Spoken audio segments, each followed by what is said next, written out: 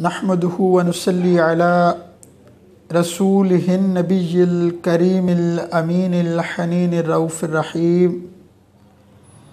अम्मा बाद फ़अऊज़ु बिल्लाहि मिनश शैतानिर रजीम। बिस्मिल्लाहिर रहमानिर रहीम।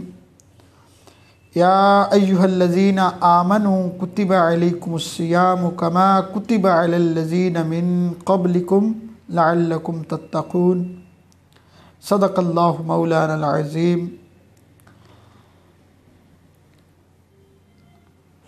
नहायत वाजिबुल एहतराम मुअज़्ज़ज़ सामईन व सामिआत,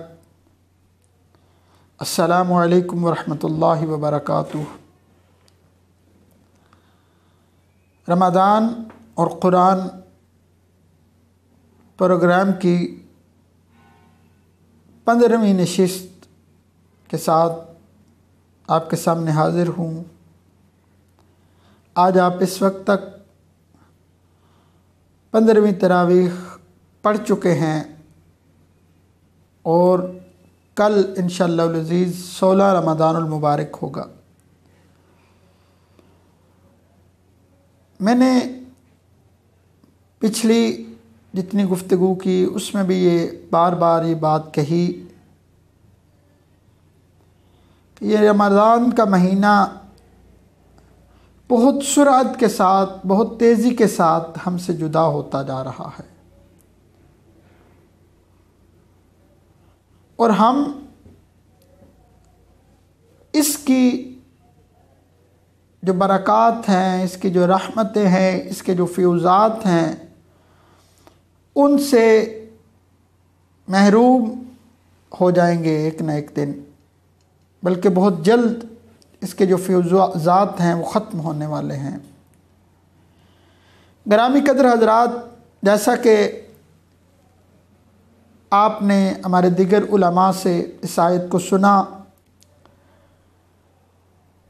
रोज़े की फ़र्ज़ियत के बारे में बात हुई, रोज़े का माहसल रिज़ल्ट के हवाले से बात हुई, कुरान का और रमज़ान का आपस में जो ताल्लुक़ था उस पर बात हुई, मसाइल के हवाले से बात हुई। मेरी जो ज़ाती तौर पर गुफ्तगू थी वो आप लोगों ने सुनी। आज की जो गुफ्तगू होगी वो तक़वा के हवाले से है।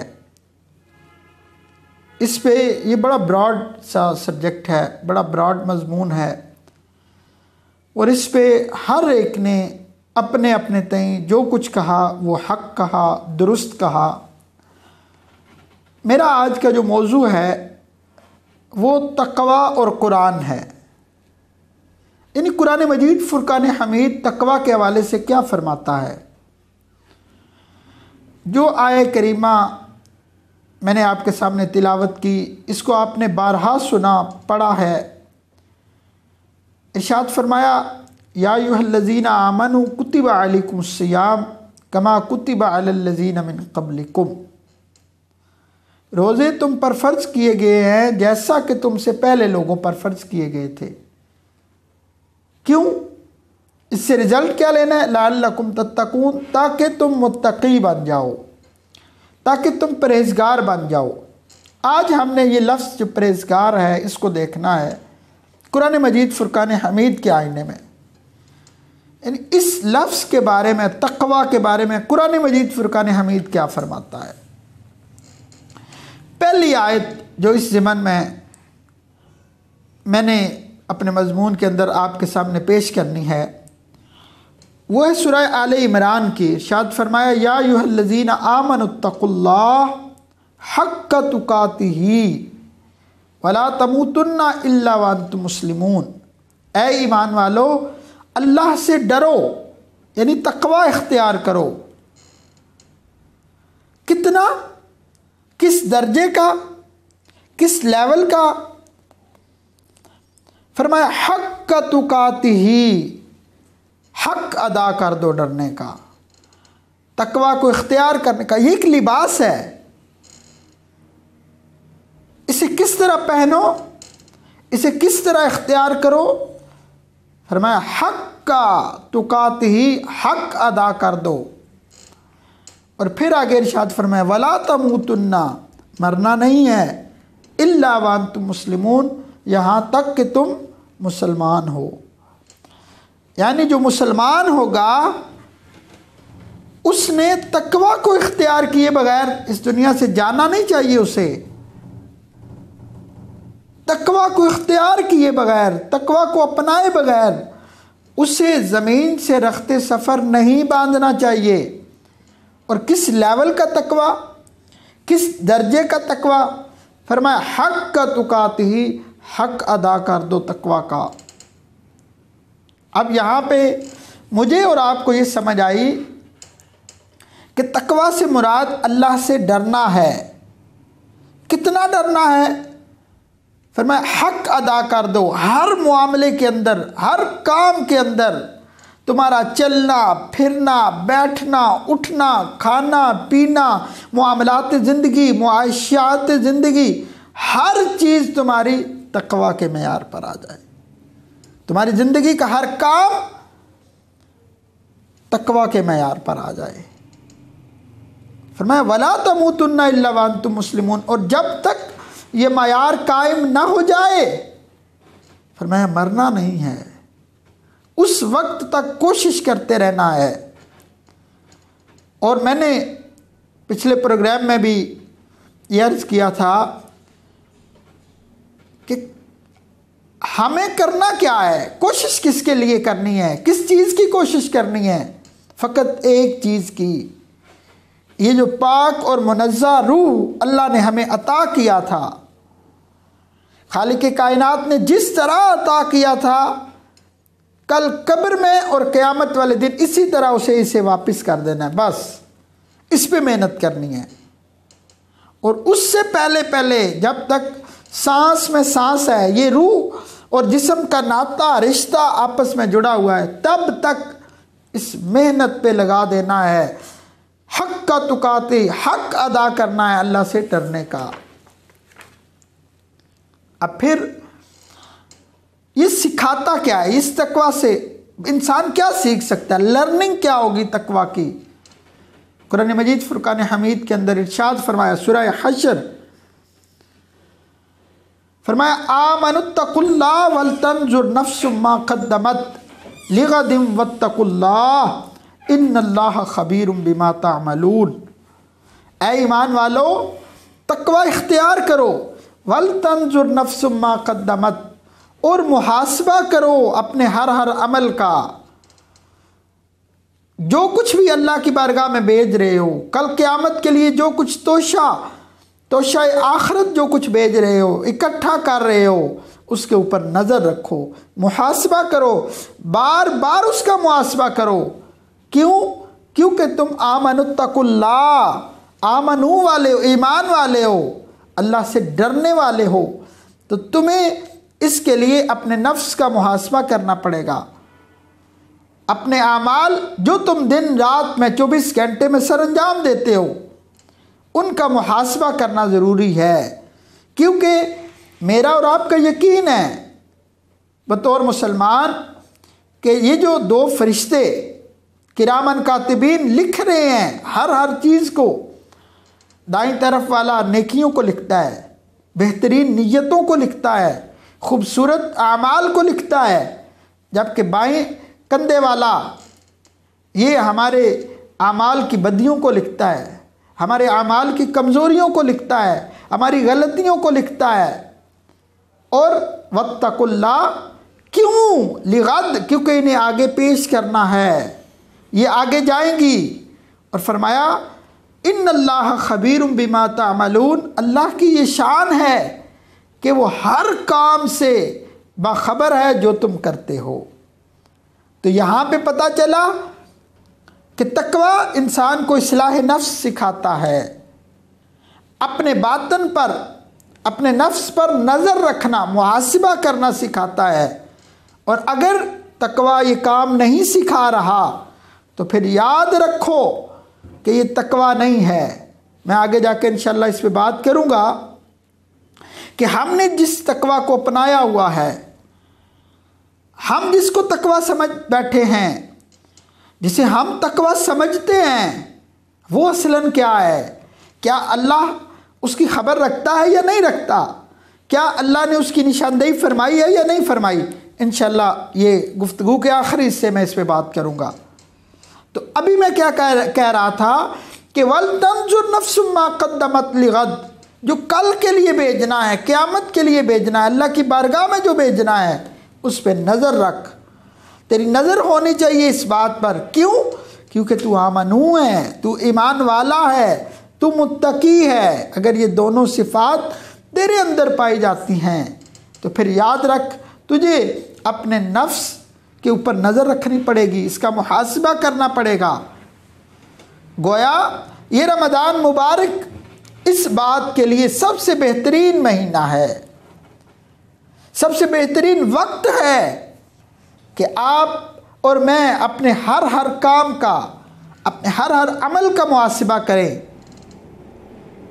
جب رات پڑ جائے، آپ بستر پر جائیں تو سوچیں آج کے دن کیا کیا کیا ہے۔ کیوں سوچیں؟ اس لیے سوچیں کہ وہ 24 گھنٹے کے بعد اللہ کی بارگاہ میں ایک پورے کا پورا ڈاکومنٹ بن جانا ہے، ایک پورے کا پورا ثبوت بن جانا ہے۔ اور اگر تو توبہ کر لے تو اس ثبوت نے وہ جو بدی کے خانے میں لکھا ہے اس نے حذف ہو جانا ہے۔ اس لیے بھی اپنے نفس پر نظر رکھنا، اپنے اعمال پر نظر رکھنا ضروری ہے۔ پھر آگے جا کے فرمایا اس کی فضیلت کے حوالے سے، تقوی کی فضیلت کیا ہے؟ فرمایا وَتَزَوَّدُوا فَإِنَّ خَيْرَ الزَّادِ التَّقْوَىٰ وَاتَّقُونِ يَا أُولِي الْأَلْبَابِ۔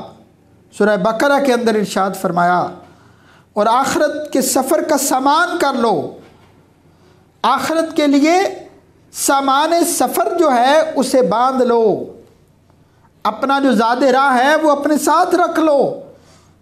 کیوں؟ خیر الزاد التقویٰ، سب سے بہترین زاد راہ تقویٰ ہے۔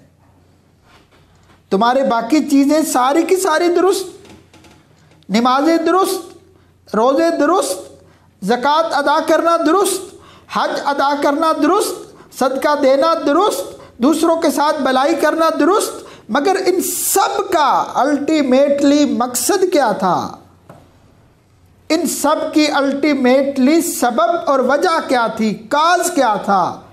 اگر اس کا کاز وَاتَّقُونَ تقویٰ ہوا، میں اپنے معاملات کے اندر اگر درستگی، بہتری اللہ کی رضا کے لیے لے کے آ رہا ہوں، اگر مالک کو راضی کرنے کے لیے لے کے آ رہا ہوں، وَاتَّقُونَ کے لیے لے کے آ رہا ہوں، تقوی اختیار کرنے کے لیے لے کے آ رہا ہوں، اپنے رب کو راضی کرنے کے لیے لے کے آ رہا ہوں، فرمایا خیر الزاد التقویٰ، بندے خوشخبری ہو تجھے، تو نے تو بہترین زاد راہ لے لیا۔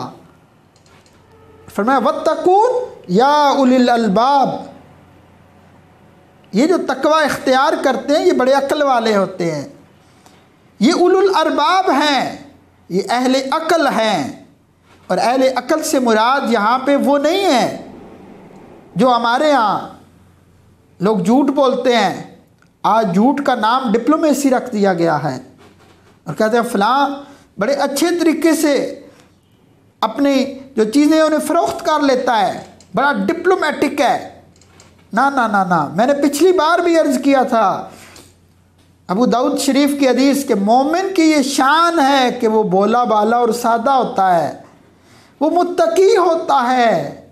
اور اللہ نے ارشاد فرما دیا، اس پہ صریحاً قرآن کی آیت آگی دلیل کے طور پر کہ وَاتَّقُونَ یا اولی الالباب، عقل والو میری راہ میں تقوی اختیار کرو۔ تو یہ تھی تقوی کی فضیلت۔ پھر اس سے اور آگے چلیے، تقوی معاملات کو درست کرتا ہے۔ تقوی جب انسان متقی ہو جاتا ہے، جب انسان اللہ سے ڈرنا شروع کر دیتا ہے، جب اس کا کنیکشن، اس کا رابطہ، اس کا تعلق مولا کی ذات سے جڑ جاتا ہے، پھر اس کے معاملات کے اندر درستگی آنا شروع ہو جاتی ہے، پھر اس کے معاملات کے اندر اصلاح ہونا شروع ہو جاتی ہے۔ پھر جب اسے اس کے غلط اعمال پر باخبر کیا جاتا ہے، وہ اس چیز کو اپنے لیے برا نہیں سمجھتا، وہ اسے اپنے لیے گالی نہیں سمجھتا، وہ اسے اپنے لیے بے عزتی نہیں سمجھتا، بلکہ وہ یہ سمجھتا ہے کہ یہ رحمت خداوندی ہے۔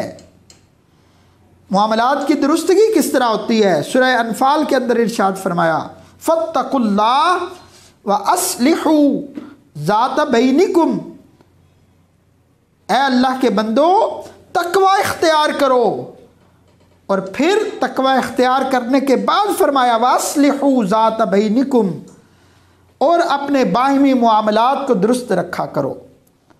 اب میں نے جو بات اس سے پچھلی آیت کے ضمن میں آپ کے گوش گزار کی تھی کہ تقوی معاملات کی درستگی کا نام ہے۔ نماز، روزہ، حج، زکوٰۃ یہ اپنی جگہ پہ درست ہیں، مگر اس کا ایک اور بھی مقام ہے۔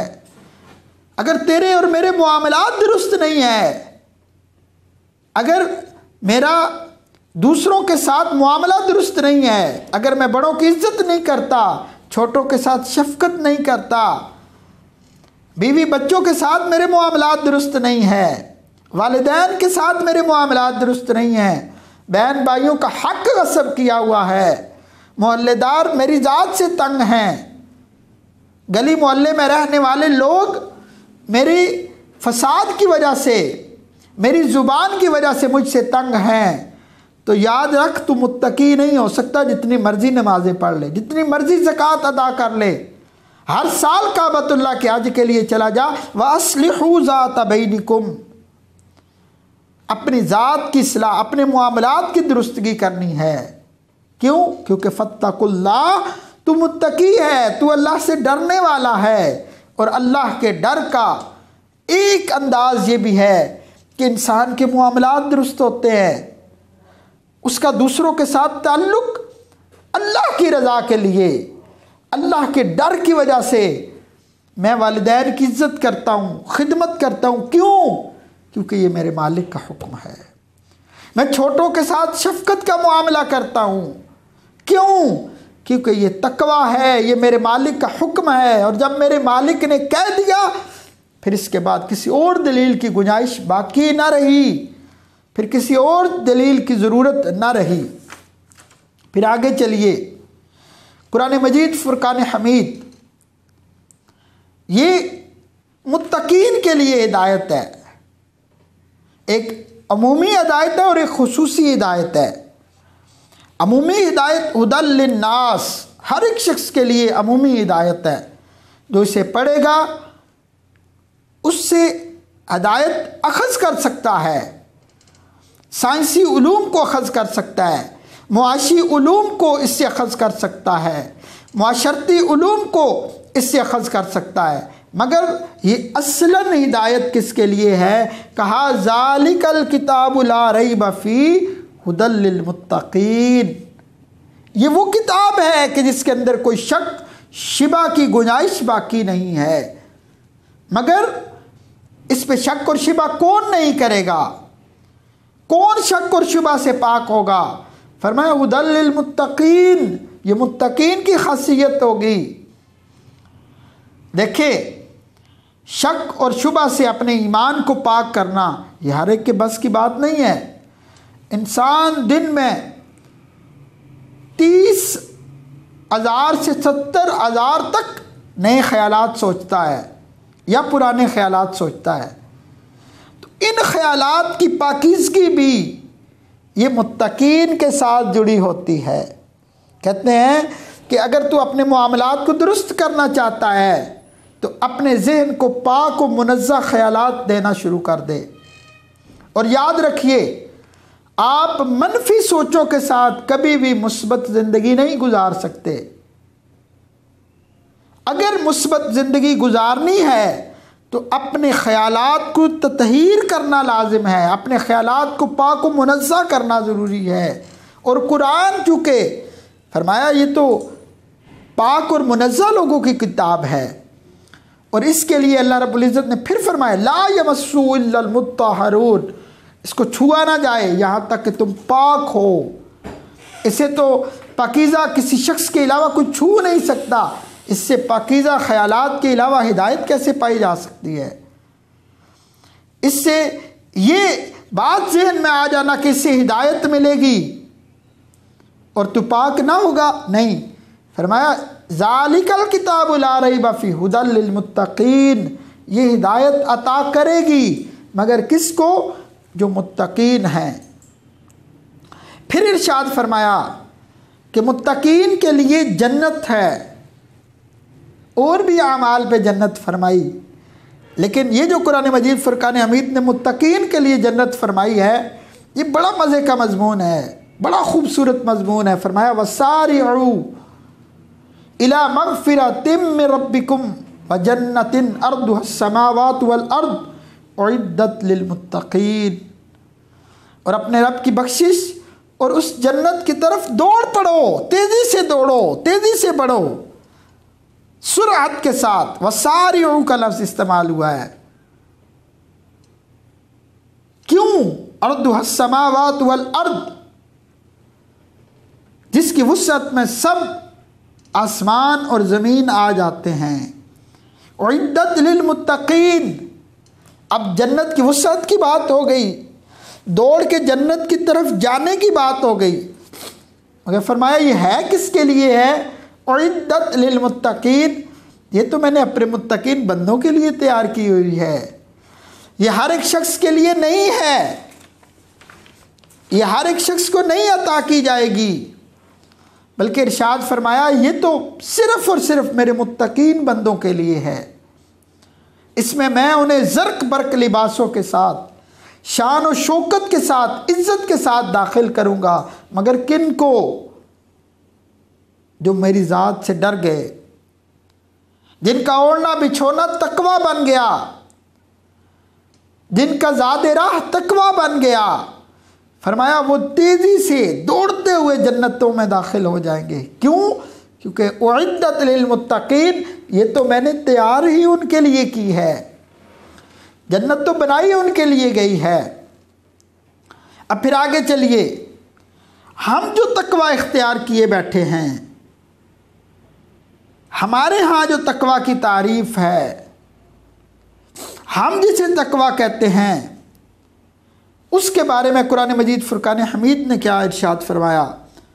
फरमाया अल्लज़ीना यज्तनिबूना कबाइरल इस्मि वल फ़वाहिश इल्लल लमम इन्न रब्बका वासिउल मग़फ़िरा हुवा अअलमु बिकुम इज़ अंशअकुम मिनल अर्द।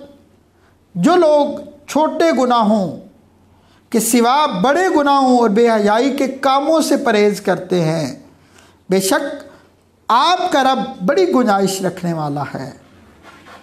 यानी छोटे गुनाहों को छोड़कर, छोटा गुनाह कभी नदनिस्तगी में, नदनिस्ता तौर पर भूल कर हो जाता है, मगर वो बड़े गुनाहों से परहेज़ करते हैं। फरमाया उनका रब उनके लिए बड़ी वुसअत वाला है, उसकी मग़फ़िरत बड़ी वुसअत वाली है, और कितनी है कि वो गुंजाइश दे रहा है खुद।